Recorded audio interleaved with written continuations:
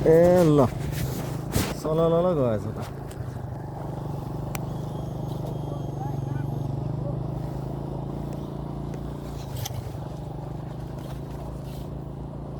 राइडरै रहेछ त दाइ त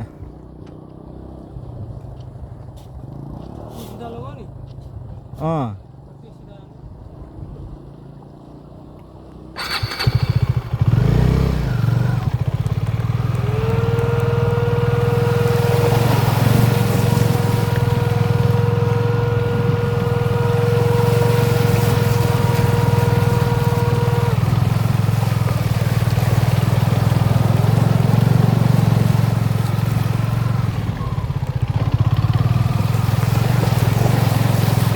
फाइनली हामी पनि आइहाल्यौँ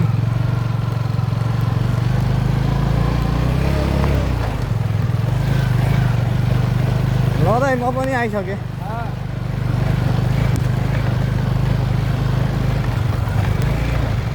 अरे दामी बाटो रहेछ त ल घोडा हिँड्ने बाटो जस्तो छ त यो घिच्चिक गर्ने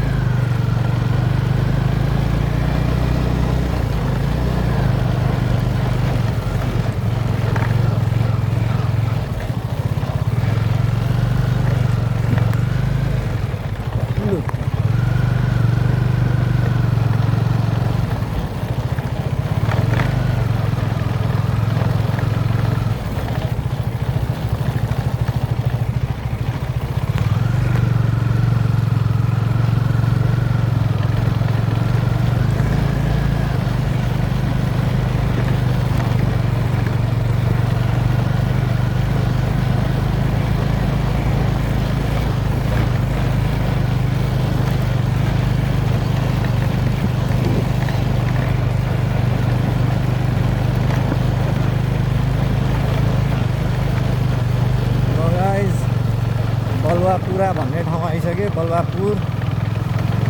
बलुवापुर बदलापुर चाहिँ सुनेको थियो यो बलुवापुर रहेछ अब राम्रो बाटो आउँदैछ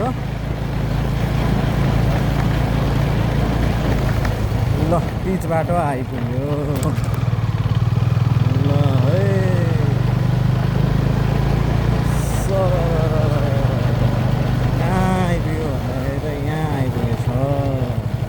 कहाँ हो झापा बजार जाने बाटो हेर्नुहोस् यो बाटो कति राम्रो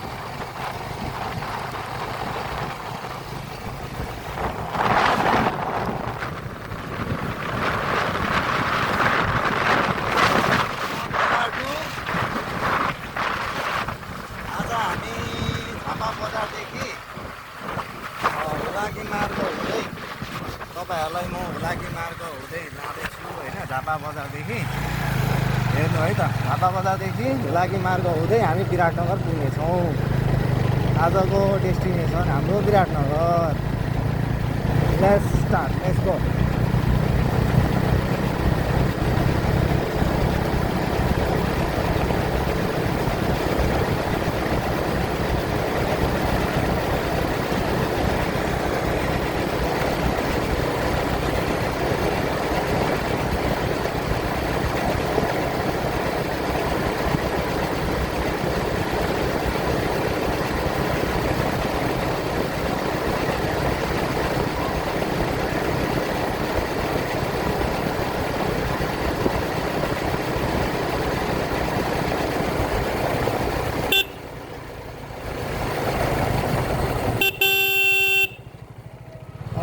साइडमा के भन्ने अङ्कल अब दायाँ बायाँ हेर्दै हुनुहुन्थ्यो बाटो काट्नलाई। यहाँ हेर्नुहोस् है, यो हो नि त हाम्रो फुल लोडेड ट्र्याक्टर।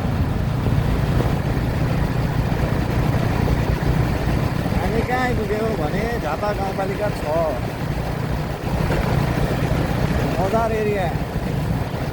गति सीमित हाँक्नुहोस् भनिरहेछ। अब के गर्नु, यो बाइकले त अब गति सीमित भनेर भन्दैन। अलिकता बटाएर कि 80 भनिहाल्छ। स्लोली कस्तो ग्रिनेरी छ हेर्नु है।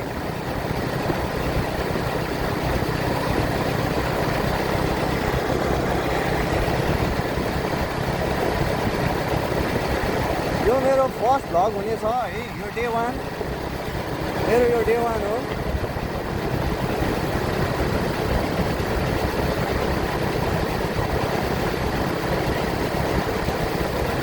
अझै अहिले खतरनाक बाटोहरू आउनेछन् होइन, म तपाईँहरूलाई देखाउन कोसिस गर्छु।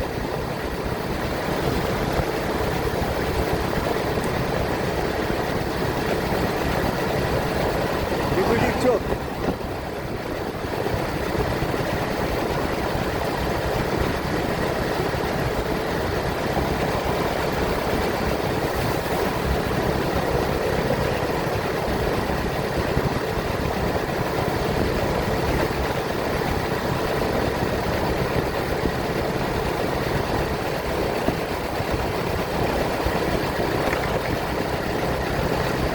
हेर्नुहोस् त मकैबारी। यहाँ अर्नाहरू चलिरहेछ मकैबारीमा, उता पनि रहेछ अर्नाहरू। यो लोकल अर्ना हो।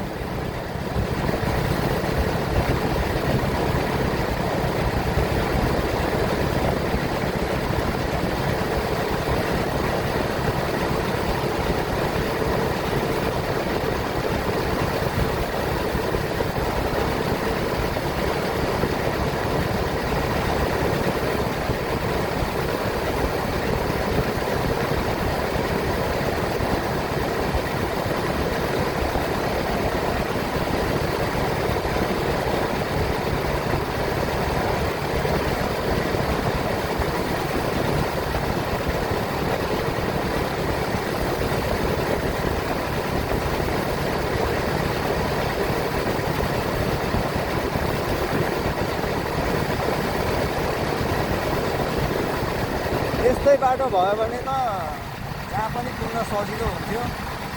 अब हाम्रो सरकारले अब बनाउँदै हुनुहुन्छ तीव्र गतिमा। आशा छ यो 2-3 वर्षभित्र हाम्रो महेन्द्र हाइवे पनि यस्तै चिल्लो होस्।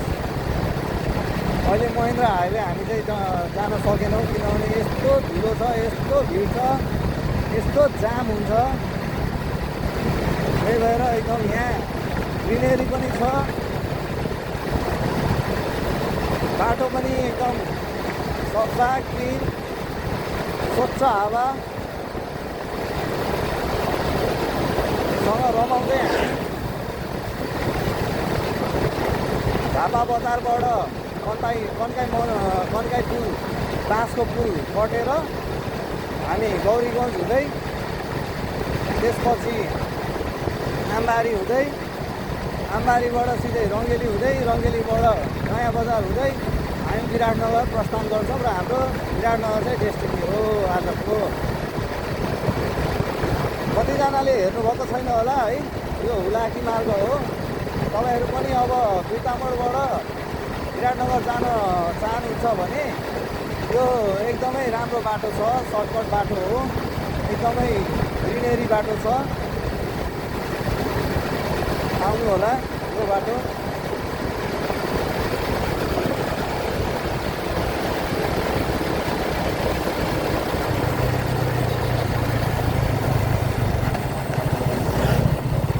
महेन्द्र हाइवेबाट लगभग तपाईँलाई 105 किलोमिटरको डिस्टेन्स हो भने तपाईँ हुलाकी मार्गबाट तपाईँ झापा बजारबाट विराटनगर जानुभयो भने मात्र तपाईँलाई 80 किलोमिटरदेखि 75 किलोमिटरमा तपाईँले विराटनगर पुग्नुहुन्छ। अहिले हामी चाहिँ ठ्याक्कै एउटा बजार आइपुग्यौँ। यो बजारको नाम चाहिँ के पो रहेछ, यसलाई के बजार भन्छ?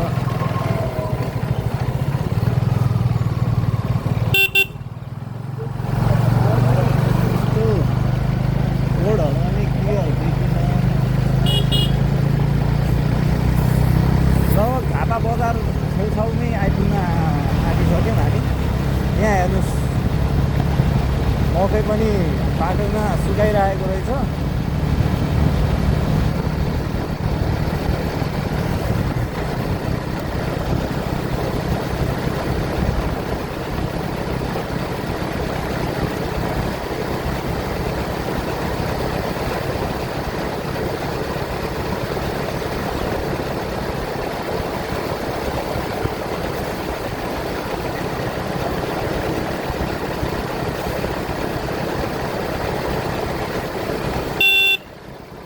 केयरफुली हिँड्नुपर्छ, किनभने यो गाउँघरको बाटो हो। अब यताबाट कोही बच्चा आइपुग्छ, कोही बुढो मान्छे आइपुग्छ, कोही बाख्रा कुखुरा भन्नै पर्दैन, कताबाट के आइपुग्छ। त्यही भएर एकदम केयरफुली सचेत भएर दायाँ बायाँ फोकस गरेर हिँड्नुपर्छ। अब तपाईँलाई म देखाउँदैछु झापा बजारको मकैबारी। हेर्नुहोस् है, हाम्रो झापामा कति मेहनत गरेर मकै लगाएका हुन्छ। कतै खेत बाँझो छैन क्या, सबैतिर हेर्नुहोस् मकैबारी मकैबारी मकैबारी। यता पनि मकैबारी, यता पनि मकैबारी, उता पनि मकैबारी, मकैबारी मकैबारी। बाटो खाली। यही बाटोमा फेरि मकै पनि सुकाउँछन्। अहिले म देखाउँछु तपाईँलाई।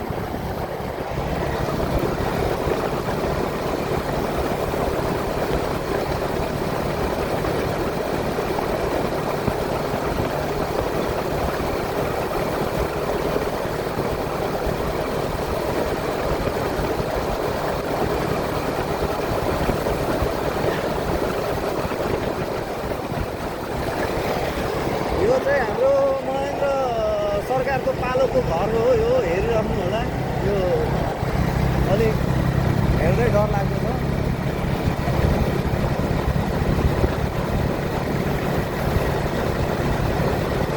हेर्नु त बाटो क्या क्लिन छ।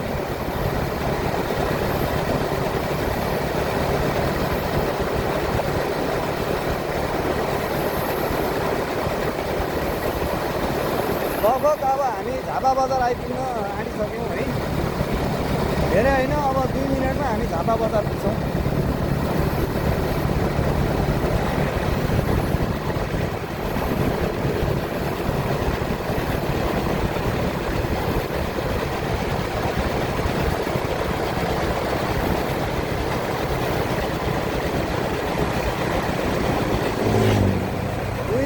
नपुग्दै हामी झापा बजार पुगिसकेका छौँ। अब तपाईँलाई झापा बजारदेखि लगभग 5 देखि 7 मिनट लाग्छ। तपाईँको बाँसको कन्काईको पुल, एकदमै तपाईँको अर्ग्यानिक पुल।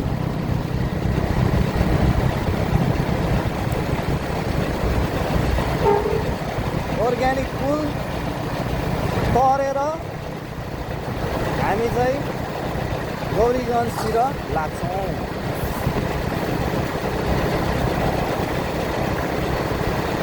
यहाँको लोकलवासीहरूले हेर्नु है, मकै चाहिँ तपाईँको रोडको छेउछेउमै सुकाइरहेका छन्। प्लिज पालिङ सरकार यसो तपाईँको ध्यान यतातिर पनि जाओस् होइन। अलि बाटो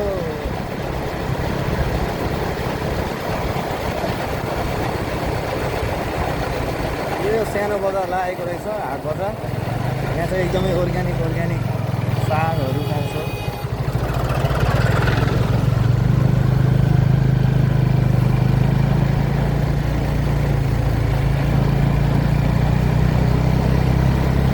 यता चाहिँ माछा बजार रहेछ। चाहिँ सागपातको बजार रहेछ